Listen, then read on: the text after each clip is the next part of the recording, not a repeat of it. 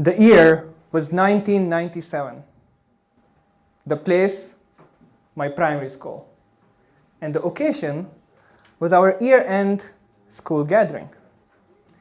I, as was normal for me, was sitting in the last possible row of the hall.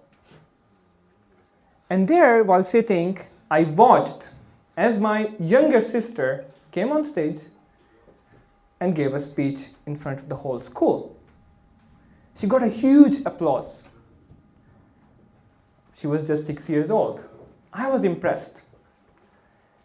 And just like every impressed older brother, I thought to myself, I'm also going to give a speech and it is going to be better than hers.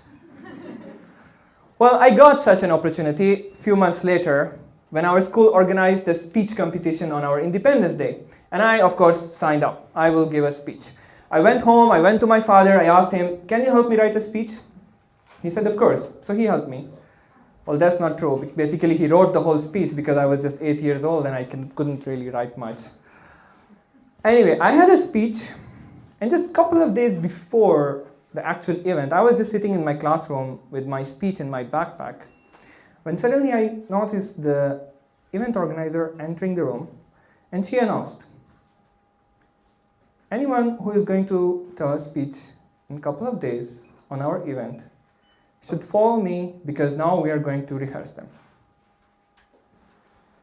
And as I saw, few people around me stood up and followed her out of the room.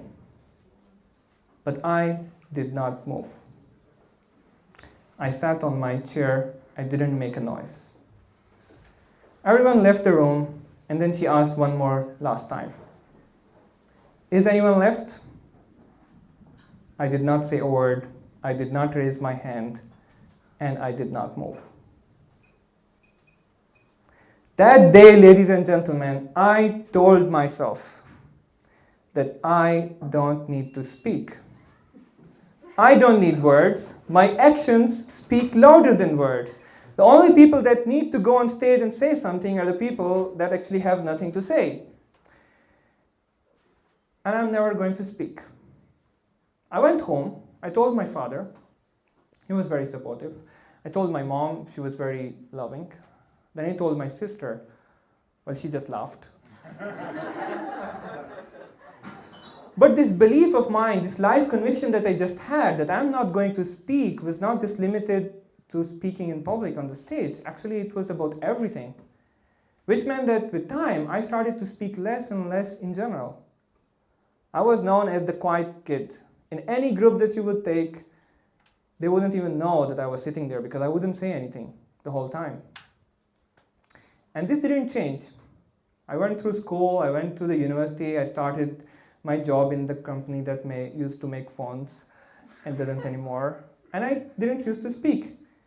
And I come from Pakistan, as Marek mentioned, and I like to mention that as well. But Pakistani society, one thing if you need to know about that is that it's very extroverted. That means there is always a huge pressure to talk. And I felt that every moment, every time I was in a group, I was encouraged to speak. In general, anything. The more, the better, the louder, even more better. And I resisted that. I constantly resisted that pressure of speaking. And to the extent that just a couple of months before I moved to Poland, I, with my parents, visited one of their friends at their home. And as I noticed my father and my uncle, his friend, they were discussing between themselves politics and history, two of the subjects that I'm very passionate about, know a lot about, and want to speak, but I did not say a word. And after some time, this friend noticed that I'm not saying anything. So he started to ask me all these long, complicated questions, hoping for long, complicated answers. And all I would say is, yes, no, you're right. And he started to get annoyed, and he started to push me a bit more. But the more he pushed, the more I stopped speaking, to the point where everyone was saying something and I was not replying to them at all. I was completely quiet. I was not saying a word. But you know what? I didn't feel bad about that. In fact, I felt proud.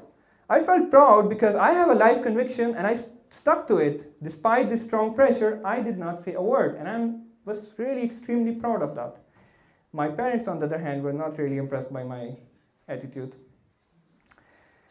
2 months later, I moved to Poland with my strong conviction. And after a while, I started to realize that Polish society is a bit different in Pakistan.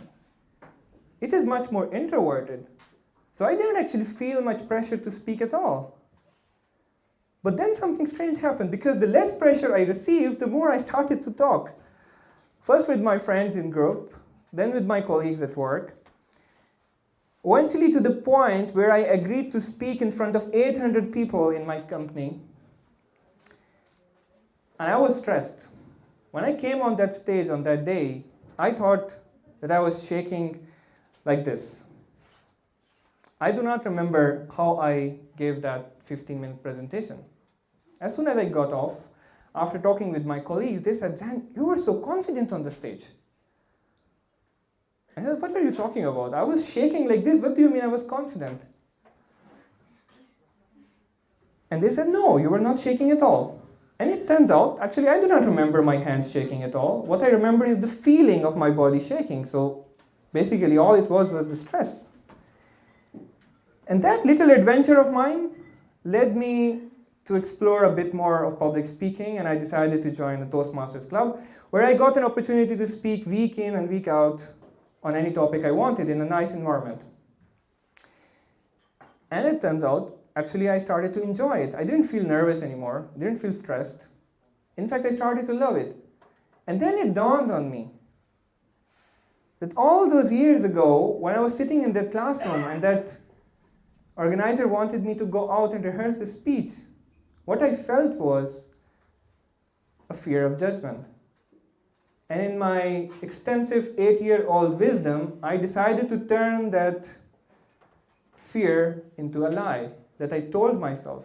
And I kept telling myself for 20 years before I realized the truth behind it. Lies, the biggest lies we tell are the ones that we tell ourselves. And only when we realize the truth behind those lies can we actually be ourselves. And that is exactly what happened. A month back, I got an opportunity to speak in front of a very nice audience in Łódź about my stay in Poland. I have been living in Wroclaw for almost 5 years, and I talked about that, but I talked the honest truth. I talked from my heart. And after I finished, a couple of people came to me and said, "Zan, that was very touching. Zan, what you said, I could really relate to that because I'm also a foreigner living in Łódź, and that was very relatable to me." And then I realized the power of words and how much I had been missing all those years when I didn't use it at all. So guys, ask yourself, what kind of lies have you been telling to yourself? Thank you.